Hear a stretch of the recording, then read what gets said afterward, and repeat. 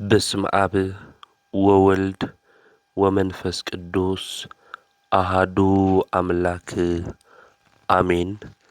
ይትባረክ እግዚአብሔር አምላከ አበዊነ ለዘብጽሐነ እስከ ዛቲ ሰዓት ቅድሚ ኩሉ ልዕሊ ኩሉ ናብዛ ሰዓት እዚኣ ዘብጽሐና ናይ አቦታትና ናይ ቅዱሳን አምላኽ ናትና እውን አምላኽ ቅዱስ እግዚአብሔር ስሙ ዝተኸበረን ዝተመስገነን ይኹን።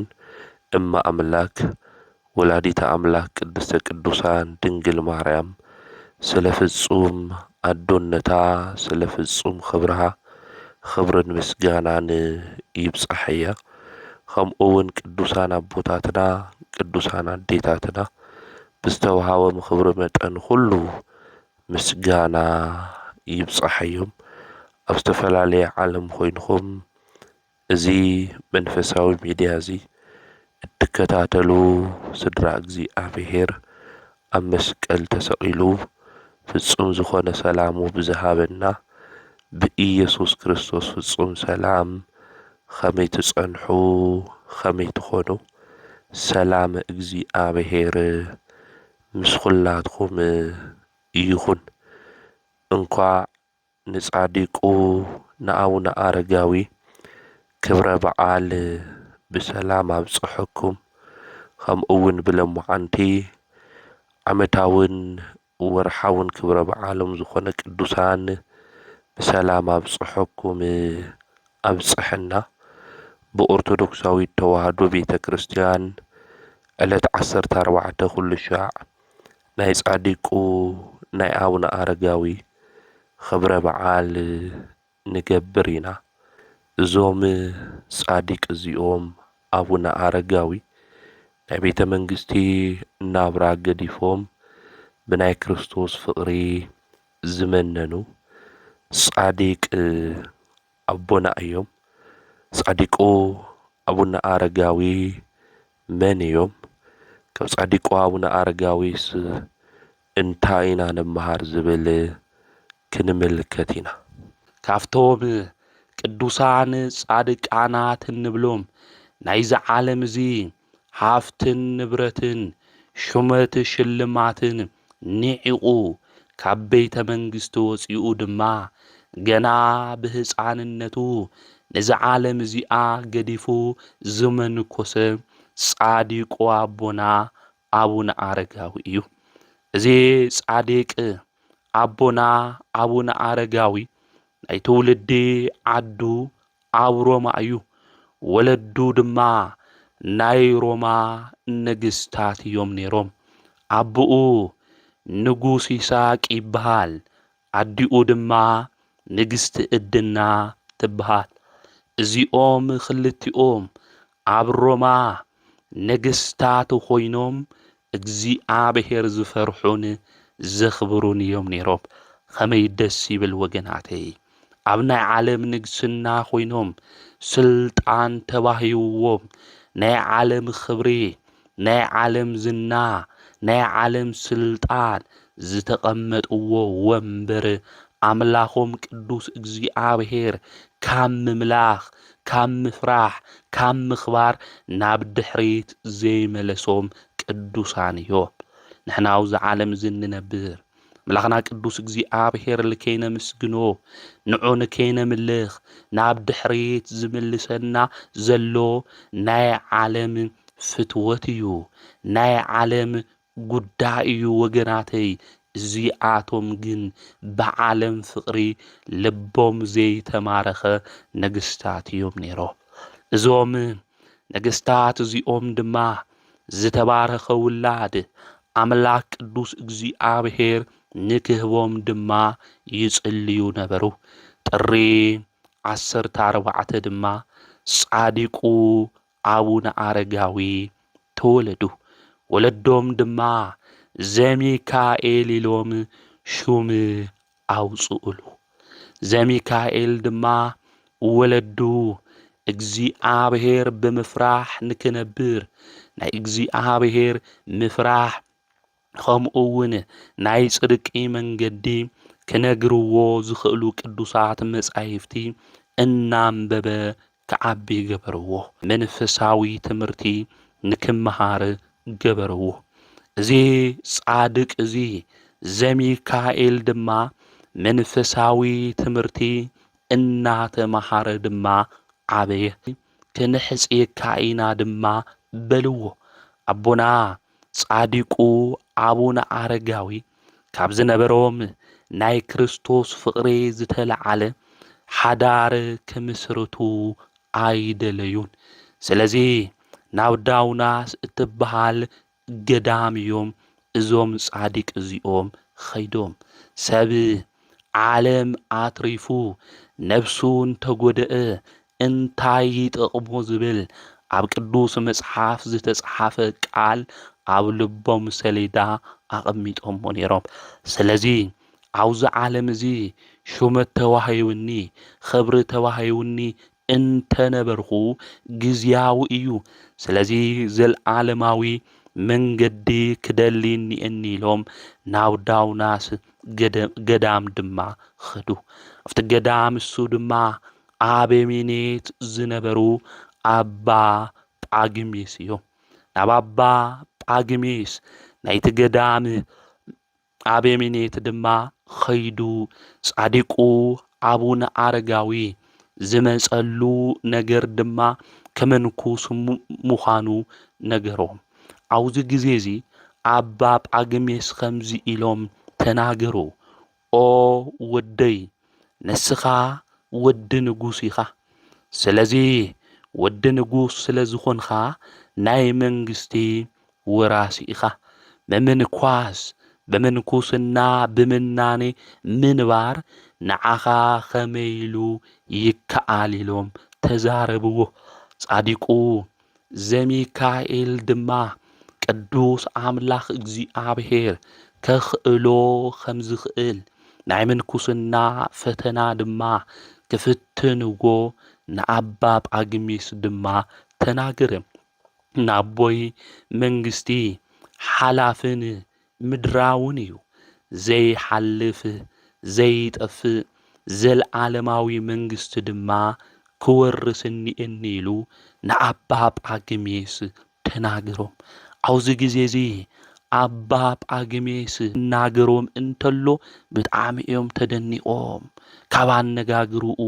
ዝተለዓለ ስለዚ ኣባ ጳግሜስ ብዙሕ ፈተና ድማ ፈተንዎ ናይ ምንኩስና ህይወት ናይ ምናኔ ህይወት ቀሊል ህይወት ይኾነይ ብዙሓት ክንምንኩስ ኢና ኢሎም መጺኦም ምንኩስንኦም ገዲፎም ናብ ዓለም ዝተመለሱ ብዙሓት እዮም ኢሎም ብፈተና ድማ ፈተንዎ ኣብዚ ግዜ እዚ ብዙሕ ቃልሲ እኳ እንተሃለዎም ዘሚካኤል እዞም ዝነበሩ ፈተናታት ኩሉ ኣብ ሓዊ ወርቂ ከም ዝፍተኑ ኩሉ ተፈቲኖም ናይ ጸላኢ ፈተናታት ኩሉ ብዓወት እዞም ጻዲቅ እዚኦም ኣሸነፉ ድሕሪ እዚ ኣባ ጳግሜስ ድማ ልብሰ ምንኩስና ድማ ኣልበስዎ ኣብቲ ገዳም እሱ ኣባ ዘሚካኤል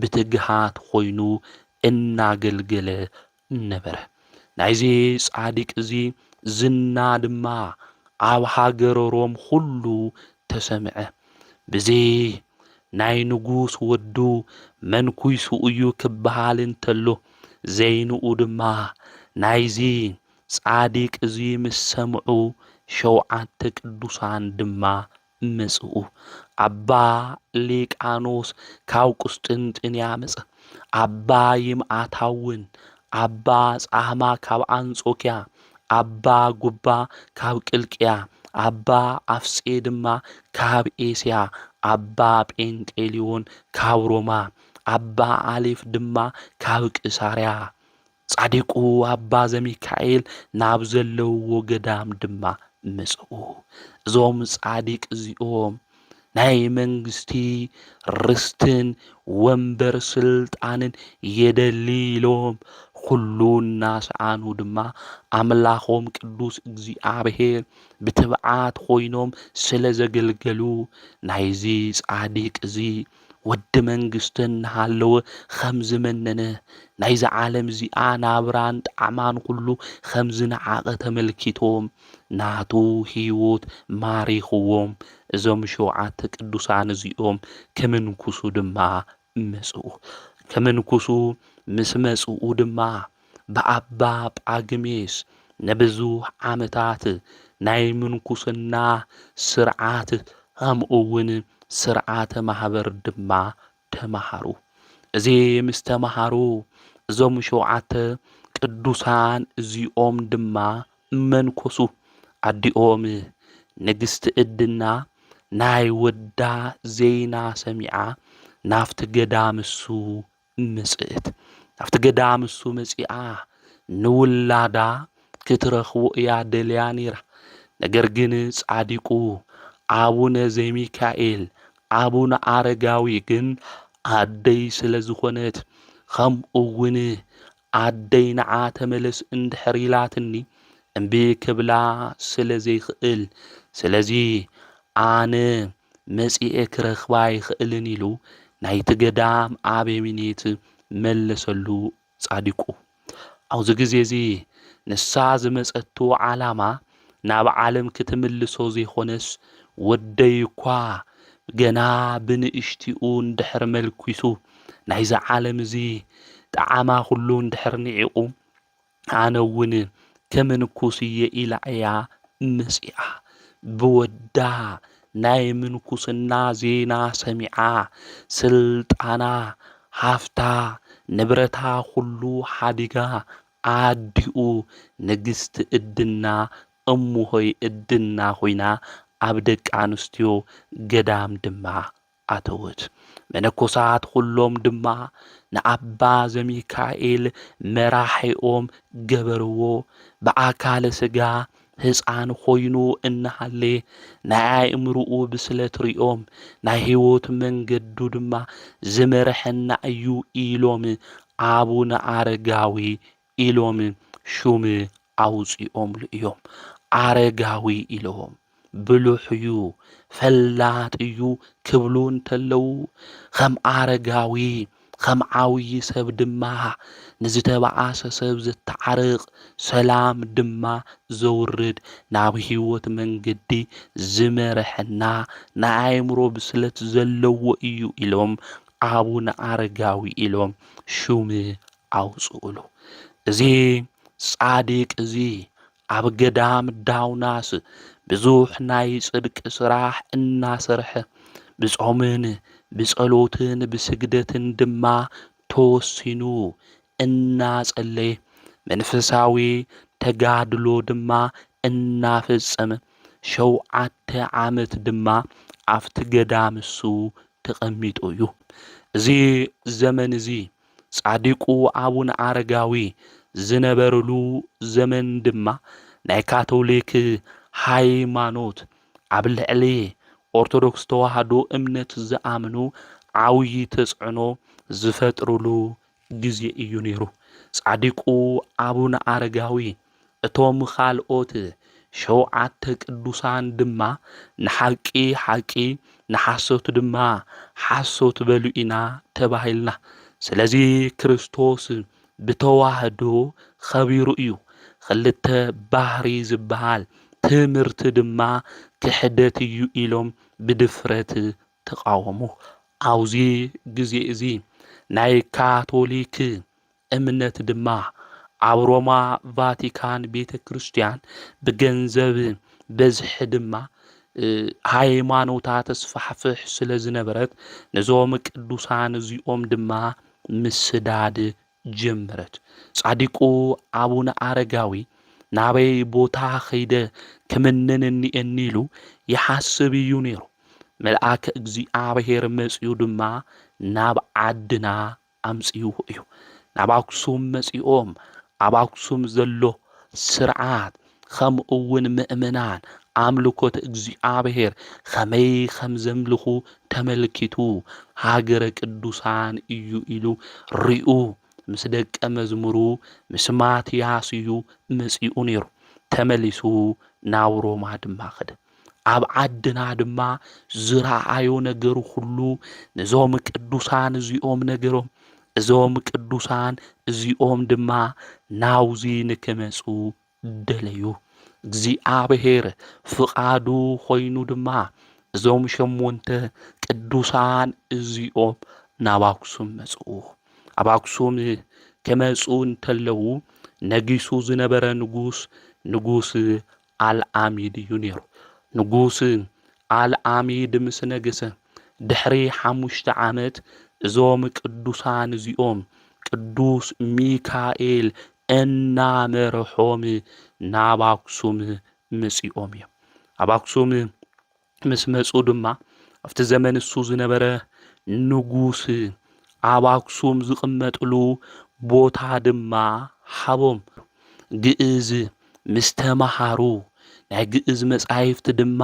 ምስ ፈለጡ እዞም ቅዱሳን እዚኦም ድማ እቲ ካብ ግሪክ ዝነበረ መጽሓፍ ካብ ካልኦት ዝተጻሓፈ መጽሓፍ ናብ ግዕዝ መጽሓፍ ድማ ምትርጓም ጀሚሮም እዮም ብሓደ ኮይኖም ድማ አምላኾም ቅዱስ እግዚአብሔር የመስግኑ ነይሮም እዮም እዞም 8 ቅዱሳን እዚኦም ብሓደ ኮይኖም ንአምላኾም እግዚአብሔር እናመስገኑ ናይ እግዚአብሔር ቃል ድማ ዘምህሩ እዮም ነይሮም እቲ ኣብ ሮማ ነጊሱ ዝነበረ ይስሐቅ ድማ አቡነ ጴንጤልዮን መልእኽቲ ልኢኾምሉ ድሕሪ ዝተወሰነ መዓልቲ ንሶም ናብ ዘለውዎ ቦታ ናብ አክሱም ድማ መጽዩ ስለዚህ 9 ቅዱሳን ኢልና እንጽውዖም እዞም ቅዱሳን አቦታትና እዚኦም እዮም ካፍቶም 9 ቅዱሳን ጻዲቁ አቡነ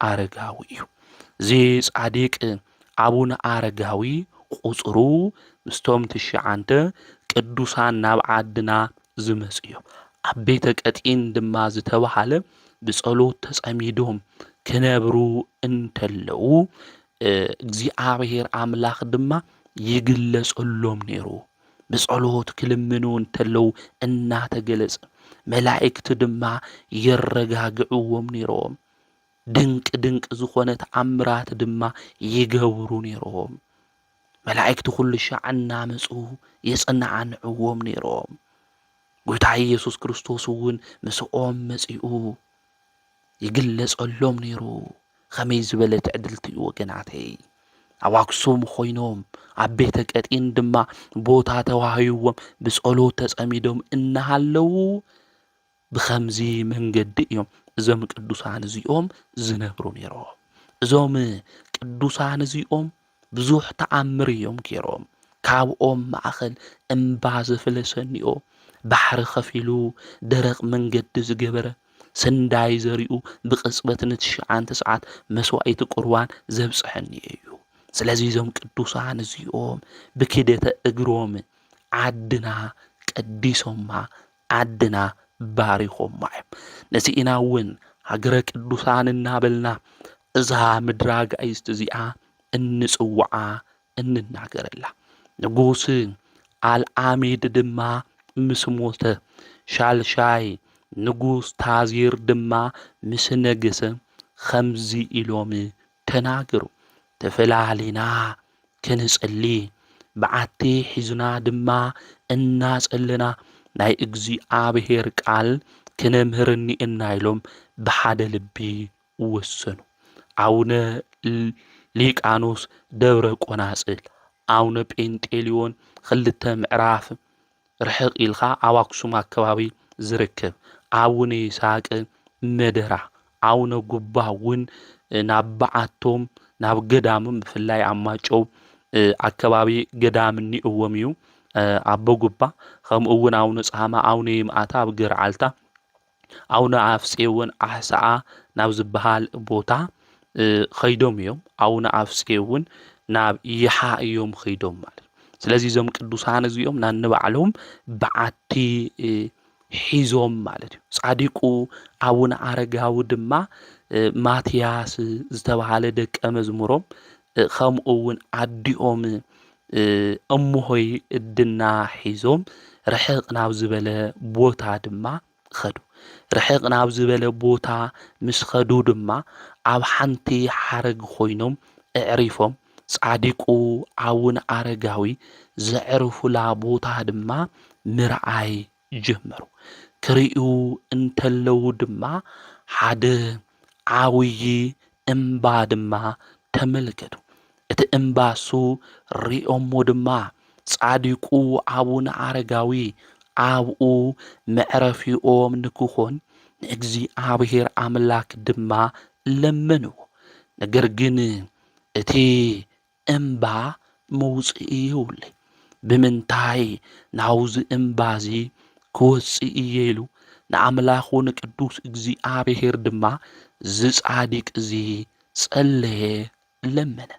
ኣብዚ ግዜ እዚ ኣብ ኩሉ ነገሩ ዘይፍለዮ ሊቀ መላእክት ቅዱስ ሚካኤል መጺኡ ንምንታይ ኢኻ ናይ እግዚአብሔር ሰብ አቡነ አረጋዊ ዘሚካኤል ተሓዝን ዘለኻ ኢሉ ሓተቶ። ኣቦና ጻዲቁ አቡነ አረጋዊ ድማ ዘጨንቆም ጉዳይ ከም ዝበሉ ናብዚ እምባዚ ወፂኤ ስለ ኃጢአተይ ይቅርታ ንክሓትት ይደሊ እየ። ናይ ቅዱሳን ሕይወት ተመልከትዎ፣ ትሕትንኦም ተመልከቱ ወገናተይ። ናይ መንግስቲ ስልጣን ኣይነግሲሎም ናይ ዓለም ጣዕሚ ዝሓደጉ ዝገደፉ ጻዲቁ አቡነ አረጋዊ ስለ ኃጢአተይ ምሕረትን ይቅርታን ንእግዚአብሔር ንክሓትት ኣብዛ እምባ እዚኣ ንክወፅእ ይደሊ ኢሎም ተናገሩ። እቲ መልአክ ድማ ናውዚ እምባዚ እትወፀሉ እግዚአብሔር እስካብ ዝልእኸልኻ ኣውዚ ድማ ንንእሽተይ ግዜ ተዓገስ በሎ። ጻዲቁ አቡነ አረጋዊ ናውዚ እምባዚ ንክወፁ ዓብዪ ፍቕሪ ድማ ሓደሮም። እናበኸዩ ናብ ኣምላኽ ቅዱስ እግዚአብሔር ድማ ጸለዩ። መልአኩ ቅዱስ ሚካኤል ተገሊጹ ድማ ኦ አረጋዊ ኣይትፍራሕ ስልጣንን ተባሂቡካ እዩ። ብዛ ሓረግ እዚኣ ብየማን ኾይንኻ ተቐመጥ። ናፍቲ እምባሱ እትወፀሉ እግዚአብሔር ኣምላክ ገመድ ይኾነይ። ብቲ ገመድ ነዊሕ ዝኾነ ገበል ክልእኸልካ እዩ በሎ። እዚ ገበል እዚ ቁመቱ 60 ሜትሮ እዩ ነይሩ። እዞም ጻዲቅ እዚኦም እግዚአብሔር እስካብ ዝልእኸሎም ብጾምን ብጸሎትን ኾይኖም ን14 መዓልቲ ተቐመጡ። ናይ ቅዱሳን ናይ ትዕግስቶም ጽንዓት ተመልከቱ። ንሕና ዝኾነ ነገር ለሚና ብቕልጡፍ ክኾነልና እንቻኮል ልብና ኣብ ምችኳል ውሽጢ ዘሎ ብዙሓት ኢና። ቅዱሳን ግን እግዚአብሔር ክልምንዎ እንተለዉ ብትዕግስቲ ተጸበዩ ክበሃል እንተለዉ ንዑ እናኣመኑ ብትዕግስቲ ዝጽበዩ እዮም። ናዞም ጻዲቅ እዚኦም ን14 መዓልቲ ድማ ተቐመጡ። እቲ ዝተዓዘዘ ገበል ድማ መጽእ። እዚ ገበል እዚ መጺኡ ድማ ንጻዲቁ አቡነ አረጋዊ ናፍቲ እምባ ጫፍ ከውፅኦም እዩ። እዚ ገበል እዚ መጺኡ እዚ ገበል እዚ ምስ መጽአ ድማ ንጻዲቁ አቡነ አረጋዊ ተጠምጢምዎ ከውፅኦ እንተሎ ኸምዚ ኢሉ ድማ ተናገሩ። ኣታ ፈላሲ ናውዚ ላዕሊ እዚ ንምንታይ ኢኻ ትወፅእ ዘለኻ? ኣውዚ ላዕሊ ዝኮ እትበልዖ እትሰትዮ ነገር የለን። ኣውዚ እምባዚ ብዘይካ ዝነፍሩ ኣዕዋፍ ተበልዖ እንጀራ ትሰትዮ ማይ ወይ ድማ ተጽለለሉ ዕንፀይቲ ገረብ የለን። ብመዓልቲ ፀሓይ ብለይቲ ቁሪ ኣስሓይታ እዩ። ናይዚ እምባዚ ጥሪትን ሃብትን እዚኣቶም ጥራሕ እዮም ኢሉ ተዛረቡ። ጻዲቁ አቡነ አረጋዊ ዝገበል እዚ ኣብ ውሽጡ ናይ መንፈሰ ጽልመት ውሽጢ ሓዲርዎ ሰይጣን ድማ ጽቡቕ ተጋድልኡ እዚ ጻዲቅ እዚ ምእንቲ ከይጋደል ኣብቲ ገበል ውሽጡ ኮይኑ ክፍትኖ ጀመረ። ጻዲቁ ኣቡነ ኣረጋዊ ድማ ከምዚ በሉ፣ እቲ ዝተኣዘዝካዮ ጥራሕ ፈጽም፣ እግዚኣብሔር እቲ ዝደለናዮ ነገር ዘዳልወልና ኣምላኽ እዩ፣ ንዑ ድማ ዝሰኣኖ የለን ኢሉ ተናገረ። ወገናተይ ሰይጣን ፈተና ከምጽእ እንተሎ፣ ጭንቂ ክኾን እንተሎ፣ መከራ ክኾን እንተሎ፣ ተስፋ ዘቑርጾ ነገራት ኣብ ህይወትና ክህሊ እንተሎ እግዚኣብሔር እኮ ረሲዕካ እዩ፣ እግዚኣብሔር እኮ ረሲዕክ እዩ፣ እግዚኣብሔር ካብዚ ርስዐካ፣ እግዚኣብሔር ካብዚ ርስዐኪ፣ እዚ ነገር እዚ እኮ ምገበረልኺ ነይሩ እናበለ ኣብ ልዕሊ መከራና ኣብ ልዕሊ ፈተናና ፈተና ዝውስኽ ሰይጣን ተስፋ ክቑርፀና ይደሊ እዩ። ነገር ግን ንሕና ተስፋ ክንቆርፅ ይግብአናይ። ኣምላኸይ ቅዱስ እግዚኣብሔር ዝሰኣኖ የለይ፣ ኩሉ ብግዚኡ ክፍጽመለ እዩ ክሰርሐለ እዩ ኢልና ከም ጻዲቁ ኣቡነ ኣረጋዊ ክንናገር ይግብአና። እና ጻዲቁ ኣቡነ ኣረጋዊ ዝተኣዘዝካዮ ፈጽም፣ እግዚኣብሔር ከዳልወልና እዩ፣ ዝሰኣኖ ነገር የለ ኢሉ ተናገረ። ኣብዚ ግዜ እዚ እቲ ገበል ሒዝዎ ንጻዲቁ ኣቡነ ኣረጋዊ ክወፅእ እንተሎ ሊቀ መላእክት ቅዱስ ሚካኤል እቲ ገበል ኣብ ልዕሊ ኣቡነ ኣረጋዊ ክፉእ ነገር ምእንቲ ከይፍጽም ከየፍርሖ ብየማነይ ኢዱ ሰይፊ ሒዙ ሰይፊ መዚዙ ይሕልዎ ነበረ። ረድኡ ኣቡነ ማትያስን ካልኦት ሰዓብቱ ዝናረኣዩ ድማ የድንኡ ነበሩ። ጻዲቁ ኣቡነ ኣረጋዊ ዕለት 12 ጥቅምቲ ናፍቲ ዝባን ደብሪ ምስ በጽሑ 3 ግዜ ሃሌሉያ ለአብ፣ ሃሌሉያ ለወልድ፣ ሃሌሉያ ለመንፈስ ቅዱስ ኢሎም ኣመስገኑ። ብዚ ከዓ እቲ ደብሪ ደብረ ሃሌሉያ ተባሂሉ ተጸውዐ። ጻዲቁ ኣቡነ ኣረጋዊ ናፍቲ ላዕሊ ምስ ወፁ ናፍቲ ዝባን ኣምላኾም ቅዱስ እግዚኣብሔር እዮም ኣመስጊኖ። ኣምላኽና ቅዱስ እግዚኣብሔር ዝሓሰብናዮ ዝለመናዮ ነገር ሁሉ ብሂወት ዘመንና ሁሉ ክፍጽመልና ክሰርሐልና እንተሎ ወገናተይ ንኣምላኽና ቅዱስ እግዚኣብሔር ነመስግኖ ዶለና። ወይስ እግዚኣብሔር ኣምላኽ እቲ ነገር እሱ ምስ ገበረልና ረሲዕናዮ ናብ ዘየድሊ ቦታ ኢና ንኸድ ዘለና። ስለዚ ኣምላኽና ቅዱስ እግዚኣብሔር ዝለመናዮ ነገር ሁሉ ብግዚኡ ዝፍጽም ኣምላኽ እዩ።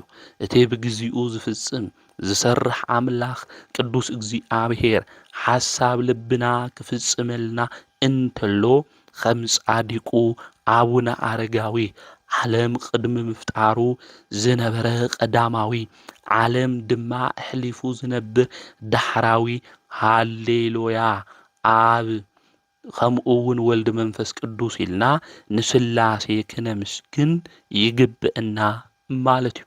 ስለዚ እዚ ደብሪ እዚ ደብረ ሃሌሉያ ተባሂሉ ጻዲቁ ኣቡነ ኣረጋዊ ድማ ኣብቲ ደብረ ሃሌሉያ ምንም ነገር ዘየለ ኣብኡ ኮይኖም ድማ መላኾም ቅዱስ እግዚኣብሔር ብጾምን ብጸሎትን ድማ የምስግኑ ነበሩ። ምስ መሸ ሓንቲ ንእሽተይ ዳቦ ባሪኾም ድማ ይበልዑ ነበሩ። ስለዚ ጻዲቁ ኣቡነ ኣረጋዊ ምግቦም ዝነበረ ግማሽ ናታ ዳቦ ግማሽ ዝነበረት ምእንቲ ጸጊቦም ኣምላኾም ቅዱስ እግዚኣብሔር ንከይርስዑ ብጥሜት ብኸምዚ መንገዲ ንኣምላኾም ንእግዚኣብሔር ዘምስግኑ ዝነበሩ ጻዲቅ እዮም ማለት ና ጻዲቁ ኣቡነ ኣረጋዊ እዞም ደቀ መዛሙርቱ እዚኦም ድማ ዝወጽሉ መሳልል ድማ ሰርሑ። እዞም ጻዲቅ እዚኦም ንባዕሎም ትኾን ንእሽተይ በዓቲ ሰሪሖም ኣብኣ ኮይኖም መንፈሳዊ ተጋድልኦም ድማ ይጋደሉ ነበሩ። እግዚአብሔር ድማ ስለ ቁርባን ስለ መስዋዕቱ ድማ ጻዲቁ ለመኑ ምንም ነገር ስለዚህ ነበረ ማለት ነው። እግዚአብሔር ልመንኦም ሰሚዑ ዘድልዮም ሁሉ መላእክቲ ካብ ሰማይ ሒዞምሎም ይወርዱ ነበሩ።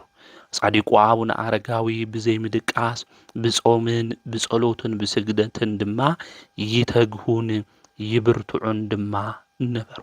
ዞም ጻዲቅ እዚኦም ብጸሎት ናብ አምላኾም ቅዱስ እግዚአብሔር እናተነጋገሩ ብዙሕ ተአምራት ድማ ገበሩ።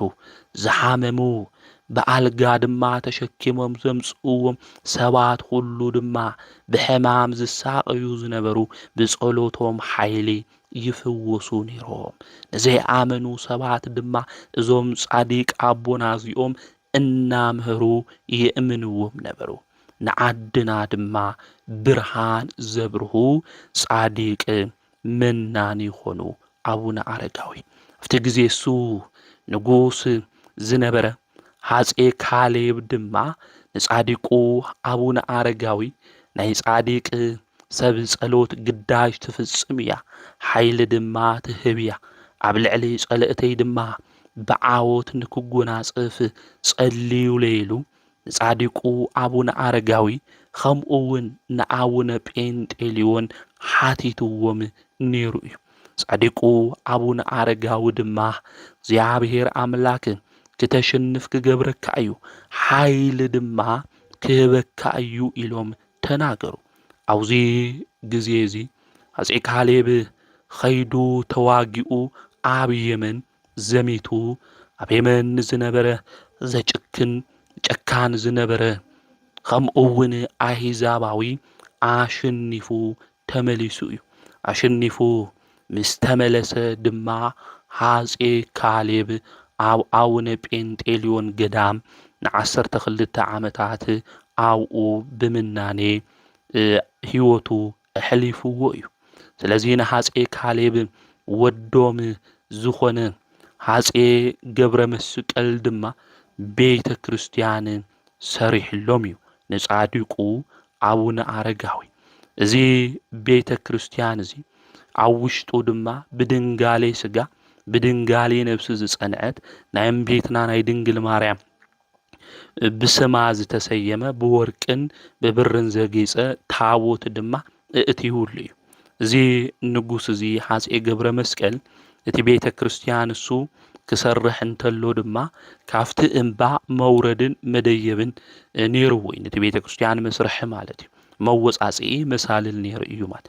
ኣብዚ ግዜ እዚ ንጻዲቁ አቡነ አረጋዊ እዚ መወጻጽኢ መሳልል ከፍርሶ ዶ ኢሉ ክናገር እንተሎ እወ ዳህምሞ ኢሎም ጻዲቁ አቡነ አረጋዊ ተናጊሮም እዩ። ብዚ ድማ ደብረ ዳሞ ተባሂሉ ተሰይሙ እዩ። በቲ ናይ ገበል ጭራ አምሳል ግን ገበል ሰባት ዝወጽሉ ዝድይብሉ ገበል ብትና ገበል አምሳል ጭርኡ ግበር ኢሎም እዞም ጻዲቅ እዚኦም አዚዞሞ እዮም። ስለዚ ደብረ ዳሞ ዝተባሃለሉ ምክንያት ብዚ ምዃኑ ናይ ቤተ ክርስቲያን አቦታት ይነግሩና። ከምኡውን ኣብ ጻዲቁ አቡነ አረጋዊ ገድሎም ክነንብብ እንተለና እቲ ታሪክ ንረኽቦ ኢና። ደብረ ዳሞ ከዚ ክንሪኦ እንተለና ምድራዊ ገነት እዩ። ካፍቶም አቦታት ቅዱሳን ከምኡውን ናይ ጻዲቁ አቡነ አረጋዊ ጸሎት ብዙሕ በረከት ዝርከበሉ ብዙሓት ድውያን ኸይዶም ዝፍወስሉ ናይ ጽድቂ ቦታ እዩ ደብረ ዳሞ ማለት። ና ጻዲቁ አቡነ አረጋዊ ንባዕሎም ኣብ ላዕላፍቲ እምባ ወፂኦም ብዙሓት ደቀ መዛሙርቲ ኣፍርዮም እዮም። ካብ 6,000 ብላዕሊ ብጻዲቁ አቡነ አረጋዊ መንኩሶም እዮም ማለት። ልዕሊ 600 ዝኾኑ ድማ ደቀ መዛሙርቲ ኣብቲ ገዳም እሱ ነይሮም እዮም። ስርዓተ ምንኩስና ድማ ከኣባ ጳግሜስ ከም ዝተምሃርዎ ስርዓተ ማህበር ስርዓተ ገዳም ድማ ኣብ ዓድና ንመጀመርያ ግዜ ንክህሉ ዝገበሩ ጻዲቅ አቦ እዮም አቡነ አረጋዊ ማለት። ናዞም ጻዲቅ አቦና አቡነ አረጋዊ እዚኦም መጻሕፍቲ እናተርጎሙ እቲ ናይ መጻሕፍቲ ቃል ድማ እናምህሩ ናይ መጻሕፍቲ ዝተጻሓፉ ቃላት ናይ ጽድቂ መንገዲ ድማ ብሂወቶም እናነበሩ ብዙሓት ናብ ምናኒ ህይወት ከመጹ ዝገበሩ አቦ እዮም ጻዲቁ አቡነ አረጋዊ። ና ጻዲቁ አቡነ አረጋዊ ንተስዓይ 9 ዓመታት በዚ መንፈሳዊ ተጋድሎ እዚ ምስ ጸንሑ ኣምላኽና ቅዱስ እግዚኣብሔር ናብኦም መጺኡ ድማ ኸምዚ ኢሉ ተናገሩ። ጸሎትኻ ሰሚዐዮ ኣለኹ፣ ካብዚ ከፍልሰካ፣ ካብ ድኻም ናብ ዕረፍቲ፣ ካብ ሓዘን ናብ ሓጎስ፣ ካብ ሓሳር ናብ ክብሪ ክእትወካ እየ። ነዚ ሓላፊ ዓለም መኒንካ ኢኻ እሞ ዘይሓልፍ መንግስቲ ከውርሰካ እየ። ዓይኒ ዘይረኣየቶ እዝኒ ዘይሰምዐቶ ከምኡ እውን ኣብ ክንዲ ሃገርካ ዝመነንካ ኢየሩሳሌም ሰማያዊት ከውርሰካ እየ። ቤትካ ስለ ዝመነንካ ዘይሓልፍ ርስቲ ከውርሰካ እየ። ቅዱስ ጳውሎስ ከም ዝተዛረቦ ማለት እዩ። ቅዱስ ጳውሎስ ኣምላኽ እግዚኣብሔር ነቶም ዝኣምንዎ ዓይኒ ዘይረኣየቶ እዝኒ እውን ዘይሰምዐቶ ልቢ ዘይሓሰበቶ ኣዳልዩሎም ኢሉ ከም ዝተናገሮ ማለት። ስለዚ ንጻዲቁ ኣቡነ ኣረጋዊ ኣምላኽና ቅዱስ እግዚኣብሔር ገዛኻ ሓዲግካ ስለ ዝመነንካ ሰማያዊ ርስቲ ክበካ እየ ኢሉ ተናጊርዎ እዩ ማለት እዩ። ዝኽርኻ ዝዘከረ ብጸሎትካ ዝተማሕፀነ መጽሓፈ ገድልኻ ብእምነት ዝጸሓፈ ዝተርጎመ ኣነ ኣብ ህይወት መጽሓፍ ስሙ ክጽሕፎ እየ። ብስምካ ጦሚ ዘጽገበ ንጽሙእ ዘስተየ ቤተ ክርስቲያንካ ዝሃነጸ ከጽግቦ እየ። ኣብያተ ብርሃን ከውርሶ እየ ኢሉ ቃል ኪዳን ኣትይሁሉ እግዚኣብሔር ኣምላኽ ምስቶም ሕርያኑ ቃል ኪዳን ከም ዝኣተወ ልበ ኣምላክ ዳዊት ኣብ መዝሙር 89 እውን ክዝምር እንተሎ ንምልከት ኢና ንርኢና። ስለዚ ኣምላኽ ቅዱስ እግዚኣብሔር ንጻዲቁ ኣቡነ ኣረጋዊ ድማ ቃል ኪዳን ኣተወሎ። ጻዲቁ ኣቡነ ኣረጋዊ ኣብ 99 ዓመቶም ጥቅምቲ 14 ኣርድእቶም ጸዊዖም እግዚኣብሔር ኣምላኽ ቃል ኪዳን ከም ዝኣተወሎም እስካብ 15 ትውልድ እውን ሃም ዝምሕረሎም ንደቀ መዝሙሮም ንማትያስ እውን ነጊሮሞ ኣብ መጽሓፍ እውን ክጽሕፎ ሃም ዝግባእ ናይ ገድሊ ህይወቱ ነጊሮሞ። ጻዲቁ ኣቡነ ኣረጋዊ ናብ ብሔረ ሕያዋን ኸይዶም እዮም ማለት ተሰዊሮም እዮም። ከም ሄኖክ ከም ኤልያስ ብኽብሪ ናብ ብሔረ ሕያዋን ተሰዊሮም እዮም እዞም ጻዲቅ እዚኦም ማለት እዩ። ናይዞም ጻዲቅ እዚኦም በረከቶም ረድኤቶም ኣማላድነቶም ምስ ኩልና ህዝበ ክርስቲያን ይኹን። ከምኡ እውን መጽሓፈ ስንክሳር ክናንብብ እንተለና ብታሕሳስ 14 ብዛ ዕለት እዚኣ ቅዱስ ስምዖን ብሰማዕትነት ዓሪፉ እዩ። እዚ ብኣስላም ዘመን ካብ መሳፍንቲ ወገን ዝኾነ ሓደ ተኸራኺርዎ ቅዱስ ስምዖን ድማ ስለ ሃይማኖቱ ተናጊሩ የሽንፎ ይስዕሮ። ኣብዚ ግዜ እዚ መሳፍንቲ ነገስታት እውን ዝነበሩ እስላም ስለ ዝነበሩ ናፍቲ ናይ መሳፍንቲ ሓለቃ ኸይዱ ንስምዖን ናይ እስላም ሃይማኖት የቃልል እዩ ኢሉ ይኸሶ። ስለዚ ኣብቲ ዘመን ንሱ ዝነበረ ንጉስ እውን ናይ እስላም ሃይማኖት ተኸታሊ እዩ። እስላም እውን ዝበዝሕዎ ግዜ ስለ ዝነበረ ብጽኑዕ ንዛቦ እዚ ስቅያት ኣብፂሖምሉ እዮም። ኣብ መወዳእታ ብለማዓንቲ ድማ ብሰይፊ ክሳዱ ንክቁረጽ ናይ ሰማዕትነት ኣክሊል ድማ ተቐቢሉ ብለማዓንቲ በዓለ ዕረፍቱ ምዃኑ መጽሓፈ ስንክሳር ይነግረና የረድአና እዩ። ናይዚ ቅዱስ ኣቦ እዚ በረከቱ ረድኤቱ ኣማላድነቱ ምስ ኩላትና ህዝበ ክርስቲያን ይኹን። ከምኡ እውን ብለማዓንቲ ታሕሳስ 14 ቅዱስ መርምህናም ከምኡ እውን ሓፍቱ ሳራ ሳርባዓ ግልግልቲ ብሰማዕትነት ዝዓረፍሉ ዕለት እዩ። ናይዚ ቅዱስ እዚ ኣቦኡ ናይ ኣቶር ንጉስ እዩ። ስሞም ቤል ኣጵሎን ዝበሃሉ ጣዖታት ዘምልኽ እዩ። ኣዲኦም ግን ክርስቲያን እያ።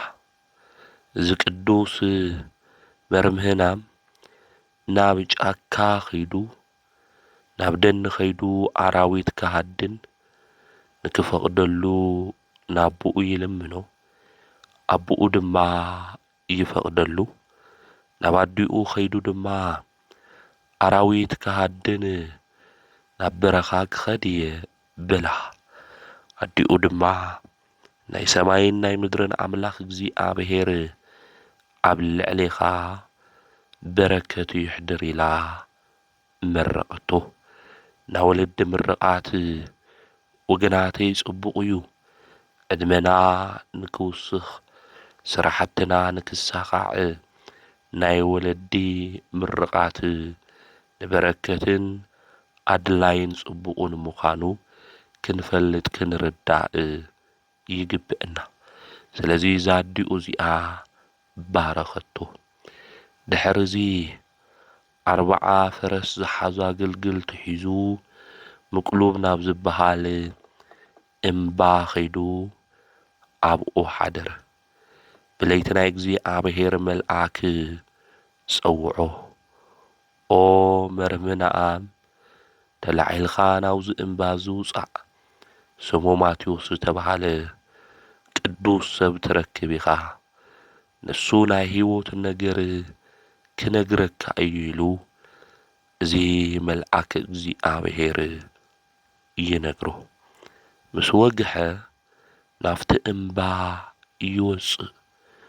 ጸጉሩ ኩሉ ሰውነቱ ከም ናበጊዕ ጸጉሩ ዝኾነ ኣባ ማቴዎስ ይረኽቦ። መርምህናም ምስ ረኣዮ ድማ ፈርሐ። ቅዱስ ማቴዎስ ኦ ወደይ ኣይትፍራሕ ኢሉ ናብኡ ቀረበ። ኣነ ናይ እግዚኣብሔር ፍጥረት ዝኾንኹ ከማኻ ሰብ እየ ኢሉ እዚ ቅዱስ ኣባ ማቴዎስ እዚ ድማ ነገሮ። መርምህናም ካብ ኣቦይ ኣማልኽቲ ወፃኢ ኣምላኽ እኒኦ ድዩ ኢሉ ተዛረበ። ኣባ ማቴዎስ ናይ ክርስትና ሃይማኖት እንታይ ምዃኑ ኣብ ወልደ መንፈስ ቅዱስ ኣሃዱ ኣምላክ ድማ ከም ንኣምን ምስጢረ ሥላሴ ምስጢረ ስጋዊ ድማ ኣምሃሮ። እግዚኣብሔር ወልድ ብዝተፈለየ ኣካሉ ሰብ ከም ዝኾነ መከራ ድማ ተቐቢሉ ሞማቱ ኣብ ሳልሳይ መዓልቲ ድማ ምትንስኡ ናብ ሰማይ ምዕራጉ ናይ ፍርዲ ጊዜ ድማ ከም ዘሎ ንጻድቃን ጽቡቕ ዋጋ ንኃጢአተኛታት ድማ ቅጽዓት ከም ዘለዎም ኣምሃሮ። እዚ ኣቦዚ ምስ ኣምሃሮ መርምህናም ካብ ርእሳ እስካብ እግራ ለምጽ ዝሓዛ ሓፍቱ ነበረቱ። ናይ ኣምላኽካ ሹም ጸዊዕኻ ብጸሎት ተድሒንኻያ ኣነ ከኣምን እየ በሎ።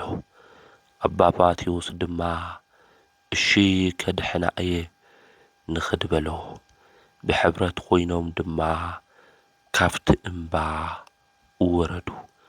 ኣባ ማቴዎስ ድማ ኣብ መንገዲ ገዲፉ እዚ መርምህናም ናብ እንኡ ኸይዱ ድማ ኩሉ ነገር ነገራ።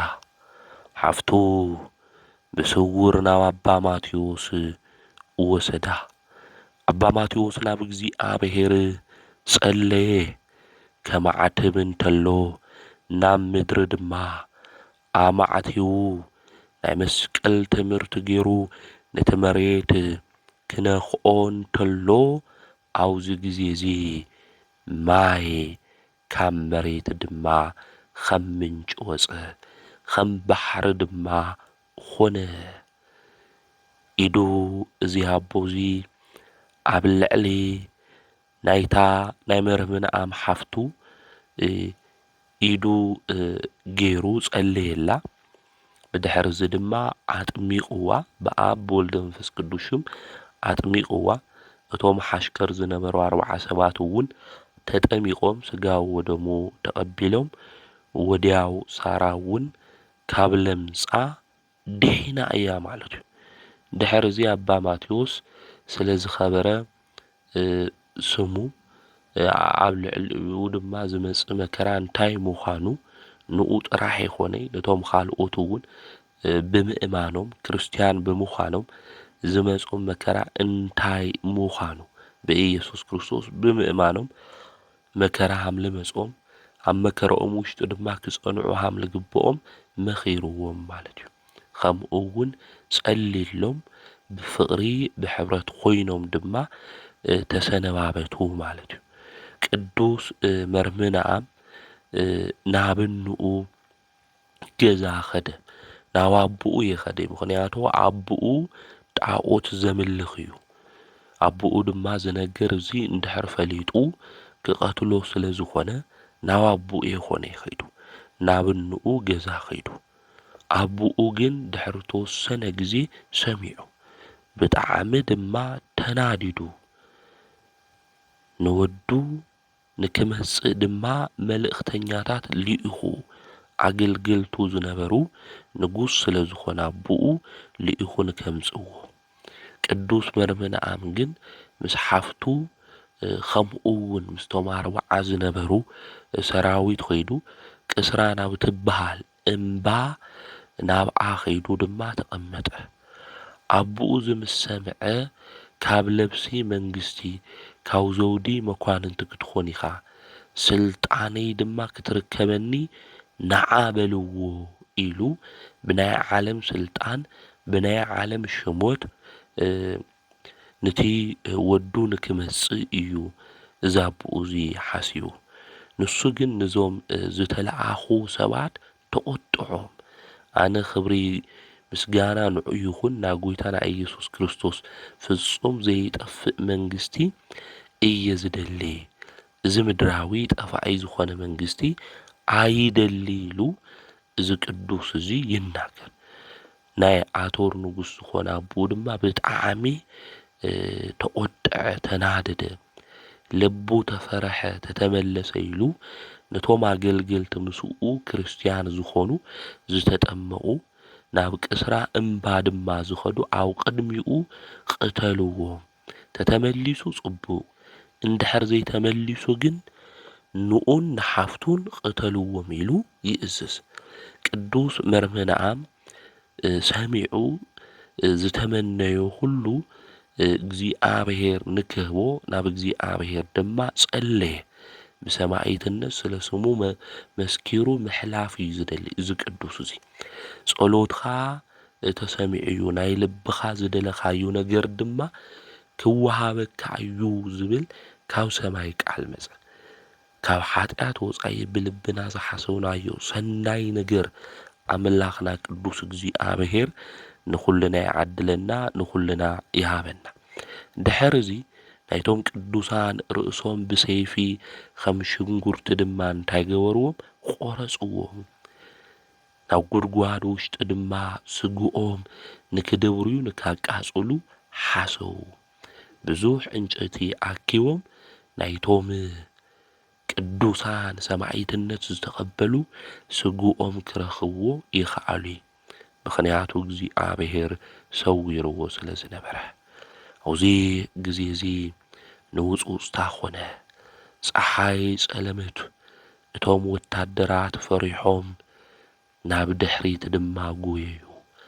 ሰይጣን ካብ ልዕሊ ኣቶር ኮይኑ ንጉስ እዩ ናይ ንጉስ እዩ ናይ ኣቶር ሰናክሬም እዩ ድማ ዝበሃል ነይሩ ሽሙ ሓዲሩ ንክጻረፍ ድማ ገበሮ ከም ሓሰማ ድማ ዝእዊ ኾነ።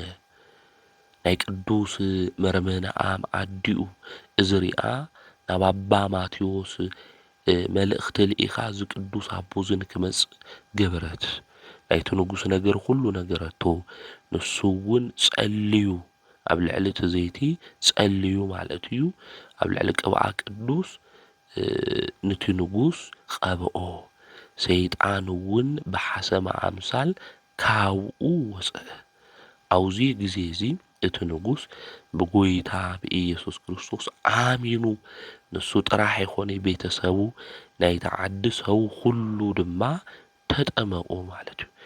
ድሕር እዚ ብእንቤትና ብቅድስተ ቅዱሳን ብድንግል ማርያም ሹም ብዝተሰርሐት ቤተ ክርስቲያን ገንዘው ንድኻታት ሁሉ ንክብሃው እዚ ንጉስ እዚ ዓዚዙ እዩ ማለት እዩ። ናይ ቅዱስ መርመንኣም ኣዶ ድማ ካብ ዝኸበሩ ኣእማን 40 ሳጥን ኣስሪሓ ናይ ወዳውን ሳጥን ንክስራሕ ገይራ ብርለ ብዝመስል ዕንቁ ንደቃ ክልቲኦም ሰማዒትነት ተቐቢሎም እዮም። ቅዱስ መርመንኣም ከምኡውን ሓፍቱ ሳራ ማለት እዩ ንክልቲኦም ንክቕበሩ ድማ ኣዲኦም ገበረት ማለት እዩ። ስለዚ ብለሙዓንቲ ታሕሳስ 14 ቅዱስ መርመንኣም ከምኡውን ሓፍቱ ቅዱስ ሳራ ሰማዒትነት ልተቐበሉሉ እዩ ማለት እዩ። ስለዚ ብንቤትና ቅድስተ ቅዱሳን ድንግል ማርያም ኣብ ዝተሰርሐ ቤተ ክርስቲያን ቅዱስ ስግኦም ኣብኡ ተቐሚጡ ዓበይቲ ዝኾነ ተኣምራት እውን ካብኡ ተገሊጹ እዩ። ኣምላኽና እግዚአብሔር የንክሕዲ ኢሎም ናይ ዓለም ሹመት ሽልማት እውን ክበካ እየኢሉ ኣብኡ እኳ መልእኽተኛታት ክልእኽ እንተሎ ኣብ ልበይ ክርስቶስ አንጊሰ እየ፣ ኣብ ልበይ ክርስቶስ ሾይመ እየ፣ ካሊእ ስልጣን ካሊእ ሹመት ኣያድልን ኢሉ ብናይ ዓለም ነገራት ሁሉ ተሳሒቡ ዘይወደቐ ቅዱስ ኣቦ እዩ እሞ ናይዚ ቅዱስ ኣቦ እዚ በረከቱ ረድኤቱ ጸሎቱ ኣማላድነቱ ምስ ኩልና ህዝበ ክርስቲያን ይኹን። ከምኡውን ብለሙዓንቲ 170 ዝኾኑ እልፍ ሰማዒታት ቅዱስ መርመንኣም ምስ ዓረፈ ንእሽተይ ወዱ እዩ ስልጣን ሒዙ ነይሩ። እቲ ስልጣን እሱ ብኣግባብ ከመሓዳድር ይኸኣለ። ከለዳዊ ንጉስ ድማ መጺኡ ንኣቶር መንግስቲ ንክወስድ እዩ መጺኡ። ሰራዊቱ ኣኪቡ ተዋጊኡ ኩሉ ስልጣን ድማ ሒዙ ነቶም ህዝቢ ምስ ማረኾም ህዝቢ ኩሎም ክርስቲያን ኮይኖም እዮም። ናይቲ ኣቶር ንጉስ ካብ ዝነበሮ ሕማም ሁሉ ምስ ደሓነ ኣባ ማቴዎስ መጺኡ እውን ብቅብኣ ቅዱስ ገይሩ ንክድሕን ምስ ገበሮ ተዓዲ ዝነበረ ሁሉ ብክርስትና ሃይማኖት ኣሚን እዩ። ድሓር እዚ ናይ ከለዳዊ ንጉስ ምስ መጸ ንጣዖት ንከምልኹ እዩ መስዋዕት ንከቕርቡ ያግዲድዎም። ንሳቶም ግን ብጎይታና ብኢየሱስ ክርስቶስ ኢና ንኣምን ኢሎም ብለሙዓንቲ 170,000 ዝኾኑ ቅዱሳን ቁጽሮም ማህበር ናይ ቅዱስ መርመንኣም ተባሂሎም ዝጽውዑ ሰማዒትነት ዝተቐበሉሉ ምዃኖም መጽሓፈ ስንክሳር ይነግረና እዩ። ናይዞም ቅዱሳን እዚኦም በረከቶም ረድኤቶም ኣማላድነቶም ምስ ኩልና ህዝበ ክርስቲያን ይኹን። ከምኡውን ብለሙዓንቲ ሊቀ ጳጳሳት ኣባ ገብረ ክርስቶስ ዘእስክንድርያ እውን በዓለ ዕረፍቶም እዩ። ናይዚ ቅዱስ እዚ በረከቱ ረድኤቱ ኣማላድነቱ ምስ ኩልና ህዝበ ክርስቲያን ይኹን።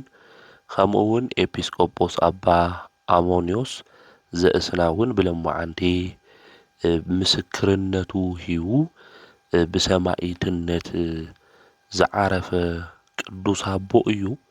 ብፍላይ ኣርያኖስ ዝበሃል ንጉስ ኣብ ዝነበረሉ ግዜ ዝነበሩ ቅዱስ ኣቦ እዮም። ኣብቲ ግዜ እሱ እውን ንሃይማኖት ትምህርቲ ንብዙሓት ምእመናን ኣኪቡ እዩ ዘምህር ነይሩ። እዚ ኤጲስቆጶስ እዚ ኣርያኖስ ድማ ናብ እስና ከተማ ምስ በጽሐ ንኣባ ኣሞኒዮስ ምእመናን ኣኪቡ ከምህር እንተሎ ይረኽቦም። ኣብዚ ግዜ እዚ ነቶም ምእመናን ሁሉ ቀተሎም። ኣባ ኣሞኒዮስ ግን ኣሲሩ ንጣዖታት ስገድ ይብሎ ብዙሕ ነገር ኢልዎ። ነገር ግን ኣባ ኣሞኒዮስ ንፈጣሪ እግዚኣብሔር ጥራሕ ስገድ እዩ ልብል መጽሓፍ ንዑ ጥራሕ ክሰግድ ሃምለለኒ ከምልኽ ሃምለለኒ ንእግዚኣብሔር እውን ክሰግድ ሃምለለኒ እዩ ዝናገር ኢሎም። ከምኡ እዩ ኣብ መጽሓፍ ተጻሒፉ ከንቱ ዝኾነ ጨዋታ ድማ ኣይትናገር ምስማዕ ንዘይኽእሉ ንዝረኸሱ ጣዖታት ክሪኦምም ይደሊ ናብ ናቶም ገዛ እውን ክኣቱ ይደሊ ጨነኦም ኩሉ ደስ ዘይብል እዩ ማይጠንቱ መስዋዕቶም እውን ኣይሕዚሉ እዚ ኣቦዚ ይናገር እቲ መኮንን ኣርያኖስ ናይዛ ኣቦዚ ፈጺሙ ከም ዘይቕየር ምስ ረኣየ ብህይወት እናሃለወ ብሓውን ከቃጽልዎ እዩ ኣዚዙ ኣባ ኣሞኒዮስ እውን ንእሽተይ ንክጽሊ ነቶም ወታደራት ለሚንዎም ኢዱ እግሩ ተኣሲሩ እናሃለየ ጠጠው ኢሉ ናይ ወንጌል ጸሎት ጸልዩ ዓዲ ኩሉ ብኢየሱስ ክርስቶስ ንክኣምኑ እቶም ዝኣመኑ ኩሎም ድማ ባሪኽዎም እቲ መኮንን ኣርያኖስ እውን ስለናቱ ትንቢት ተናጊሩ እዩ እዚ ኣቦዚ ድሓር ብሰማዒትነት ዝንጉስ መኮንን ኣርያኖስ እውን ከም ዝዓርፍ እዚ ኣቦዚ ኣብቲ ግዜ እሱ ተሰናቢቱ ጸሎቱ ምስ ወድአ ናብ ሓዊ ደብርዮሞ እዮም ተጋድሉ እውን ፈጺሙ እዩ እዚ ኣቦዚ እቲ ሓዊ ምስ ጠፍአ ድማ ሰውነቱ ተቓጺሉ ክረኽቦ ኢና ኢሎም ነገር ግን ብእግዚአብሔር ተኣምር ምንም ነገር ከይነኽኦ ሰውነቱ ከይተቃጸለ ረኺቦሞ ብጽቡቕ ክዳን ገኒዞም ንጽና ከተማ ናይ ንጉስ በልጢሞስ ንግስቲ ጓሉ ዝኾነት ኣብ ዘስርሐቶ ቦታ ቀቢሮም እዮም ማለት እዩ ካብ ስጉኡ እውን ዓበይቲ ዘድንቁ ተኣምራት ተገሊጾም እዮም እግዚአብሔር ምስጋና ይኹኖ ንሕና እውን ብጸሎቱ ናይ ዝቅዱስ እዚ እግዚአብሔር ይምሓረና በረከቱ እውን ምስ ኩልና ንዘለዓለም ይኹን ከምኡ እውን ካብ ታሕሳስ 14 ጀሚሩ እስካብ ታሕሳስ 20 ዘሎ ናይ ብርሃን ግዜ ዘመነ ብርሃን ኢልና እንጽውዖ እዩ ነቢያት ናይ ነብስና ብርሃን ክውለድ እዩ ኢሎም ስለ ምስባኾም ሓቀኛ ብርሃን ክመጽእ ኢሎም ስለ ምምሃሮም እንዝክረሉ እዩ ስለ ኣማናዊ ብርሃን ስለ ኢየሱስ ክርስቶስ እንሰብኸሉ እንዘምረሉ እዩ ካብ ታሕሳስ 14 ጀሚሩ እስካብ ታሕሳስ 20 ዘሎ ብድሕሪኡ ድማ ነላዊ ንብልና ኢና ካብኡ ልደት ኢና ነኽብር ማለት እዩ ካብ ታሕሳስ 7 ጀሚሩ ዝነበረ ድማ ዘመነ ስብከት ስለ መድኃኒት ንሱ ኢየሱስ ክርስቶስ መድኃኒነት ምዃኑ እንሰብኸሉ እንናገረሉ እዩ እሶሙን እዚ ግን ስለ ናይ ብርሃን ዘእም ብርሃን ንብሎ ሓቀኛ ብርሃን ዝኾነ መድኃኒት ንሱ ኢየሱስ ክርስቶስ ጽልመትና ዘወገደልና ስለናቱ እንመሃረሉ ሰሙን ምዃኑ እውን ቤተ ክርስቲያን ተምህረና ጸልማት ሁሉ ዘወገደ ዘርሐቐ ብርሃን ናብ ዓለም ምምጽኡ ቤተ ክርስቲያን ተምህረሉ ጊዜ እዩ ብውሽጥና ብህይወትና እውን ብርሃን ሓሜሉ ህይወትና ክመስል ሃም ልግብኦ እውን ብስፍሓት እንመሃረሉ ጊዜ እዩ ኣብ ልቕጽሉ ጊዜያት ስለ ብርሃን ኢየሱስ ክርስቶስ ከምኡ እውን ናይ ህይወትና ብርሃን ጽድቂ እንታይ ክመስል ሃም ልግብኦ እግዚአብሔር ሃም ልፈቐደ ክንመሃር ኢና ዘምህረና ዝገሰጸና ናይ ኣቦታትና ኣምላክ ቅዱስ እግዚአብሔር ስሙ ተኸብረን ተመስገነን ይሁን ወስብሐት ለእግዚአብሔር ወወላዲቱ ድንግል ወለመስቀሉ ክቡር